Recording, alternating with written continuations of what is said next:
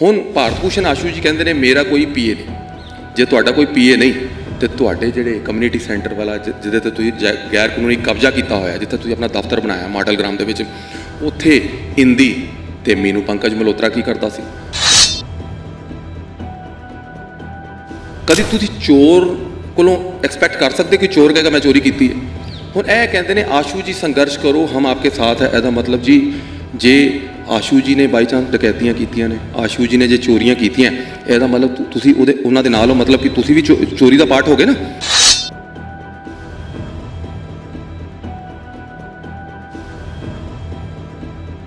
ਇਹ ਜਾ ਕੇ ਉੱਥੇ ਕਹਿੰਦੇ ਨੇ ਲਓ ਜੀ ਅਸੀਂ ਆ ਗਏ, ਜਿਹਨੂੰ ਅਰੈਸਟ ਕਰਨਾ ਕਰ ਲਓ।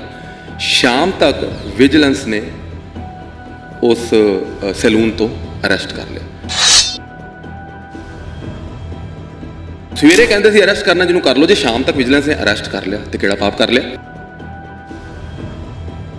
2 ਟੈਨੇ ਹੋ ਗਏ ਨਾ ਇਹਨਾਂ ਨੂੰ ਸੰਸਦ ਹੋਏ, ਪਿਛਲੇ 2014 ਤੋਂ 2019 ਤੋਂ ਲੈ ਕੇ 9 ਸਾਲ ਹੋ ਗਏ। ਰਵਨੀਤ ਸਿੰਘ ਬਿੱਟੂ ਜੀ ਨੂੰ ਮੈਂ ਪੁੱਛਣਾ ਚਾਹੁੰਦਾ 9 ਸਾਲ ਦੇ ਵਿੱਚ ਕਿਹੜਾ ਕੇਂਦਰੀ ਪ੍ਰੋਜੈਕਟ ਤੁਸੀਂ ਲੁਧਿਆਣੇ ਲਿਆ ਕੇ ਦਿੱਤਾ ਬੀਇੰਗ ਅ ਸੰਸਦ ਫਰਮ ਲੋਕ ਸਭਾ? ਇੱਕ ਵੀ ਪ੍ਰੋਜੈਕਟ ਮੈਨੂੰ ਗਿਣਾ ਦੇਣ।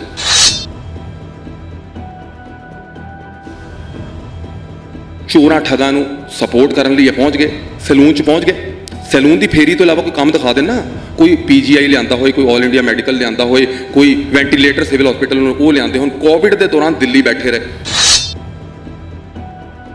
ਆਰੋਪ ਵੀ ਲੱਗੇ ਨੇ, ਪਰ ਲੇਕਿਨ ਜਿਹੜੇ ਕਾਂਗਰਸੀ ਆਗੂ ਨੇ, ਜਿਹਨਾਂ ਦੇ ਸਮਰਥਕ ਨੇ, ਸਪੋਰਟ ਨੇ, ਤਾਂ ਉਹ ਤਾਂ ਉਹਨਾਂ ਨੂੰ ਇੱਕ ਜਿਸ ਤਰ੍ਹਾਂ ਸਪੋਰਟ ਕਰ ਰਹੇ ਨੇ ਕਿ ਭਾਰਤ ਭੂਸ਼ਣ ਸੰਘਰਸ਼ ਕਰੋ ਹਮ ਤੁਮਾਰੇ ਸਾਥ ਹੈ। ਕੀ ਕਹਿਣਾ ਚਾਹੋਗੇ? ਜਦੋਂ ਇਹਨਾਂ ਨੂੰ food and civil supply ministry ਦਿੱਤੀ ਗਈ, ਉਸ ਤੋਂ ਬਾਅਦ ਇਹਨਾਂ ਨੇ 2-3 ਸਾਲ ਦੇ ਅੰਦਰ ਹੀ ਕਰੋੜਾਂ ਦੇ ਘੁਟਾਲਿਆਂ ਨੂੰ ਅੰਜਾਮ ਦਿੱਤਾ। ਇੰਦੀ ਦੇ ਉੱਤੇ ਐਲੀਗੇਸ਼ਨ ਲੱਗਿਆ ਕਿ ਭਾਰਤ ਭੂਸ਼ਣ ਆਸ਼ੂ ਜੀ ਦੇ ਘਰੋਂ ਉਹ ਕਾਗਜ਼ਾਂ ਦਾ ਜਿਹੜਾ ਬੈਗ ਹੈ ਉਹ ਲੈ ਕੇ ਫਰਾਰ ਹੋ ਗਿਆ। ਜੇ ਇੰਦੀ ਤੁਹਾਡਾ ਖਾਸ ਨਹੀਂ, ਤੁਹਾਡੇ ਘਰ 'ਚ ਕੀ ਕਰਦਾ ਸੀ? ਜੇ ਇੰਦੀ ਤੁਹਾਡਾ ਖਾਸ ਨਹੀਂ ਤਾਂ ਦਫ਼ਤਰ 'ਚ ਕੀ ਕਰਦਾ ਸੀ? ਜੇ ਇੰਦੀ ਤੁਹਾਡਾ ਖਾਸ ਨਹੀਂ ਤਾਂ ਉਹ ਬੈਗ ਲੈ ਕੇ ਕਿਉਂ ਫਰਾਰ ਹੋਇਆ? ਫਿਰ ਆਪਣਾ ਪੀਏ ਦੱਸ ਦੇਣਾ ਕਿ ਪੀਏ ਹੈ ਕਿਹੜਾ। ਇੰਦੀ ਪੀਏ ਹੈ, ਮੀਨੂ ਪੀਏ ਕਿ ਪੀਏ ਹੈ ਨਹੀਂ? ਕਹਿੰਦੇ ਮੇਰਾ ਕੋਈ ਪੀਏ ਨਹੀਂ। ਇੱਕ ਪਾਸੇ ਕਹਿੰਦੇ ਮੇਰਾ ਕੋਈ ਪੀਏ ਨਹੀਂ, ਦੂਜੇ ਪਾਸੇ ਕਹਿੰਦੇ ਮੇਰੇ ਕੋਈ ਪੀਏ ਕੋ ਪੁੱਛ ਲਓ। ਜਿਹਦੇ 'ਚ ਇਹ ਸੇਖੋ ਸਾਹਿਬ ਨੂੰ ਕਹਿੰਦੇ ਸੀ ਜਿੰਨੀ ਤੇਰੀ ਮਦਦ ਕਰਦੇ ਸੀ ਮਿਧ ਕੇ ਰੱਖ ਦਿਆਂਗੇ, ਕਿਸੇ ਕੋਲੋਂ ਬਚਾ ਨਹੀਂ ਹੋਏਗਾ ਤੇਰੇ ਕੋਲੋਂ। ਇਹ ਆਪਣੇ ਆਪ 'ਚ ਜਿਹੜੀ ਵਰਡਿੰਗ ਹੈ ਨਾ, ਇਹਨਾਂ ਦੇ ਹੰਕਾਰ ਦੀ ਨਿਸ਼ਾਨੀ ਹੈ ਕਿ ਜ਼ਮੀਨ ਤੋਂ ਇਹਨਾਂ ਦਾ ਸੰਪਰਕ ਟੁੱਟ ਗਿਆ, ਇਹ ਹਵਾ 'ਚ ਉੱਡਣ ਲੱਗ ਗਏ। ਪਰ ਇਹ ਆਪਣੇ ਆਪ ਤੇ ਕਿਤੇ ਰੱਬ ਸਮਝਣ ਲੱਗ ਗਏ ਸੀ। ਇਹਨਾਂ ਨੇ ਇੱਕ ਲੇਡੀ ਦੀ ਡਿਸਰਿਸਪੈਕਟ ਕੀਤੀ। ਉੱਥੇ ਇਹ ਰਵਨੀਤ ਬਿੱਟੂ MP ਸਾਹਿਬ ਤੇ ਮੇਅਰ ਸਾਹਿਬ ਬਲਕਾਰ ਸਿੰਘ ਸੰਧੂ ਜੀ ਹੱਸ ਰਹੇ ਸੀ। ਸ਼ਰਮ ਆਉਣੀ ਚਾਹੀਦੀ ਹੈ, ਲੱਖ ਲਾਹਨਤਾਂ ਨੇ ਇਹਨਾਂ ਨੂੰ। ਜਿੱਥੇ ਟੈਲਾਂ ਸਹੀ ਵੀ ਲੱਗੀਆਂ ਉੱਥੇ ਪੱਟ ਕੇ ਲਾਈ ਜਾਂਦੇ ਨੇ। ਉਹ ਪੁਰਾਣੀਆਂ ਟੈਲਾਂ ਕਿੱਥੇ ਗਈਆਂ? ਕੀ ਲੋੜ ਹੈ ਉੱਥੇ ਪੈਸੇ ਵੇਸਟ ਕਰ ਰਹੇ ਹੋ? ਜਿੱਥੇ ਕੰਮ ਕਰਨਾ ਉੱਥੇ ਨਹੀਂ ਕਰਨਾ, ਜਿੱਥੇ ਨਹੀਂ ਲੋੜ ਉੱਥੇ ਕਰਨਾ। ਭਾਰਤੀ ਜਨਤਾ ਪਾਰਟੀ ਕੋਈ ਵਾਸ਼ਿੰਗ ਮਸ਼ੀਨ ਨਹੀਂ ਕਿ ਉਹਦੇ 'ਚ ਕਰਪਟ ਬੰਦਾ ਅਸੀਂ ਪਾਵਾਂਗੇ ਤੇ ਉਹ ਸਾਫ਼ ਹੋ ਜਾਊਗਾ, ਠੀਕ ਹੈ। ਦੂਸਰੀ ਗੱਲ ਤੁਹਾਨੂੰ ਸ਼ਾਇਦ ਨਹੀਂ ਪਤਾ, 3 ਵਾਰੀ ਅਮਿਤ ਸ਼ਾਹ ਜੀ ਕੋ ਹੋ ਆਏ ਨੇ, ਕਹਿੰਦੇ ਨੇ ਮੈਨੂੰ ਭਾਰਤੀ ਜਨਤਾ ਪਾਰਟੀ ਜੁਆਇਨ ਕਰਾ ਦਿਓ। ਤੁਹਾਨੂੰ ਸ਼ਾਇਦ ਨਹੀਂ ਪਤਾ 1992 ਦੇ ਵਿੱਚ ਨਾ ਇਹਨਾਂ ਦੇ ਉੱਤੇ ਗੁੜ ਮੰਡੀ ਵਿੱਚ ਬੰਬ ਬਲਾਸਟ ਕਰਨ ਦੀ ਐਲੀਗੇਸ਼ਨ ਹੈ, ਜਿਹਦਾ ਹਲਫੀਆ ਬਿਆਨ ਮੇਰੇ ਕੋਲ ਵੀ ਕਾਪੀ ਪਈ ਹੈ ਔਰ DSP ਸੇਖੋਂ ਸਾਹਿਬ ਕੋਈ ਪਈ ਹੈ, ਹੋਰਾਂ ਕੋਈ ਪਈ ਹੈ। ਉਹਦੇ ਵਿੱਚ ਇਹਨਾਂ ਨੇ ਮੰਨਿਆ ਕਿ ਇਹਨਾਂ ਨੇ ਇੱਕ ਅੱਤਵਾਦੀ ਨੂੰ ਆਪਣੇ ਡੇਅਰੀਆਂ 'ਚ ਠਹਿਰਾਇਆ, ਉਸ ਤੋਂ ਬਾਅਦ ਅਸਲਾ ਸੱਜੇ ਖੱਬੇ ਪਹੁੰਚਾਇਆ।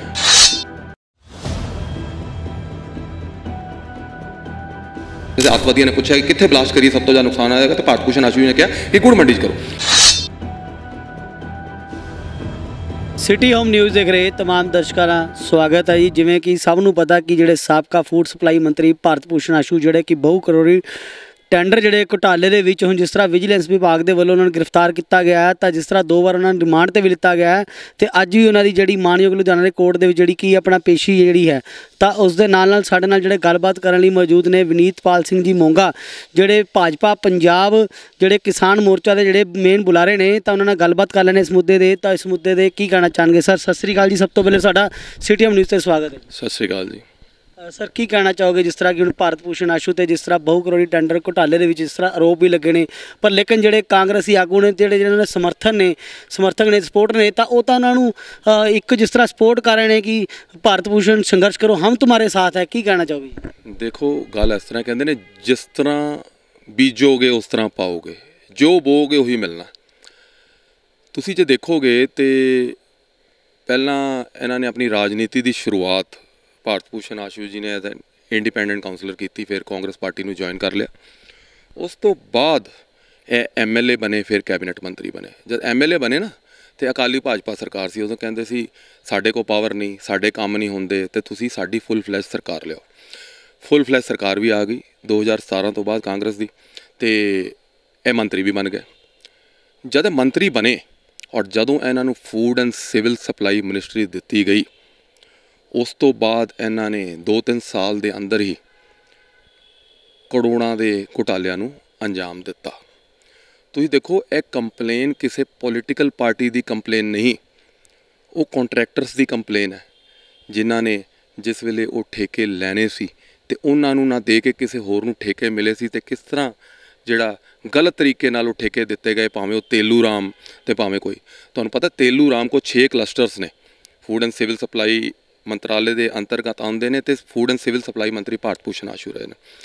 ਤੇਲੂ ਰਾਮ ਦਾ ਇਹ ਕਹਿਣਾ ਸੀ ਕਿ ਮੈਨੂੰ ਭਾਰਤ ਭੂਸ਼ਣ ਆਸ਼ੂ ਨਾਲ ਇੰਟਰੋਡਕਸ਼ਨ ਜਿਹੜੀ ਕਰਾਈ ਉਹਨਾਂ ਦੇ PA ਮੀਨੂ ਪੰਕਜ ਮਲਹੋਤਰਾ ਨਾਲ ਕਰਾਈ। ਹੁਣ ਭਾਰਤ ਭੂਸ਼ਣ ਆਸ਼ੂ ਜੀ ਕਹਿੰਦੇ ਨੇ ਮੇਰਾ ਕੋਈ PA ਨਹੀਂ।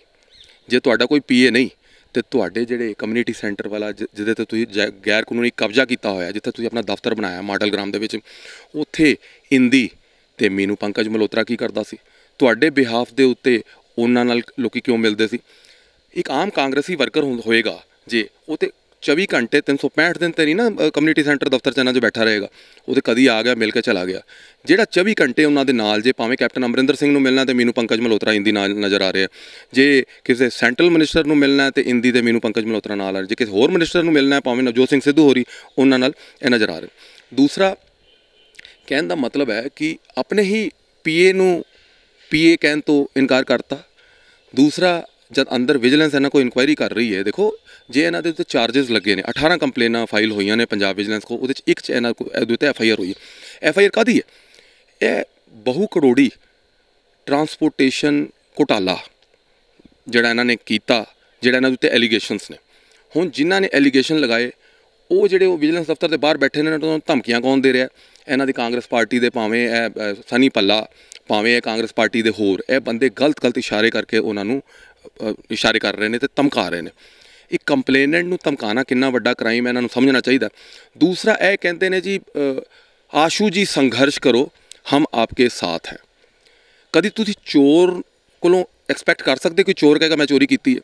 ਹੁਣ ਇਹ ਕਹਿੰਦੇ ਨੇ ਆਸ਼ੂ ਜੀ ਸੰਘਰਸ਼ ਕਰੋ, ਹਮ ਆਪਕੇ ਸਾਥ ਹੈ। ਇਹਦਾ ਮਤਲਬ ਜੀ ਜੇ ਆਸ਼ੂ ਜੀ ਨੇ ਬਾਈ ਚਾਂਸ ਡਕੈਤੀਆਂ ਕੀਤੀਆਂ ਨੇ, ਆਸ਼ੂ ਜੀ ਨੇ ਜੇ ਚੋਰੀਆਂ ਕੀਤੀਆਂ, ਇਹਦਾ ਮਤਲਬ ਤੁਸੀਂ ਉਹਨਾਂ ਦੇ ਨਾਲ ਹੋ, ਮਤਲਬ ਕਿ ਤੁਸੀਂ ਵੀ ਚੋਰੀ ਦਾ ਪਾਰਟ ਹੋ ਗਏ ਨਾ। ਤੁਸੀਂ ਚੋਰੀ ਨੂੰ ਇੰਡੋਰਸ ਕਰਦੇ ਹੋ ਬਜਾਏ ਕਿ ਉਹਨਾਂ ਨੂੰ ਡਿਫੈਂਡ ਕਰਨ ਦੇ। ਇਹਨਾਂ ਨੂੰ ਪੰਜਾਬ ਵਿਜੀਲੈਂਸ ਦੀ ਇਨਕੁਆਇਰੀ ਦੇ ਵਿੱਚ ਕੋਆਪਰੇਟ ਕਰਨਾ ਚਾਹੀਦਾ। ਜੇ ਇਹ ਸਹੀ ਨੇ ਤੇ ਇਹ ਸੇਫਲੀ ਬਾਹਰ ਆ ਜਾਣਗੇ, ਤੇ ਜੇ ਇਹਨਾਂ ਨੇ ਘੁਟਾਲੇ ਕੀਤੇ ਨੇ ਤੇ ਕੋਈ ਦੁਨੀਆ ਦੀ ਤਾਕਤ ਇਹਨਾਂ ਨੂੰ ਬਚਾ ਨਹੀਂ ਸਕਦੀ।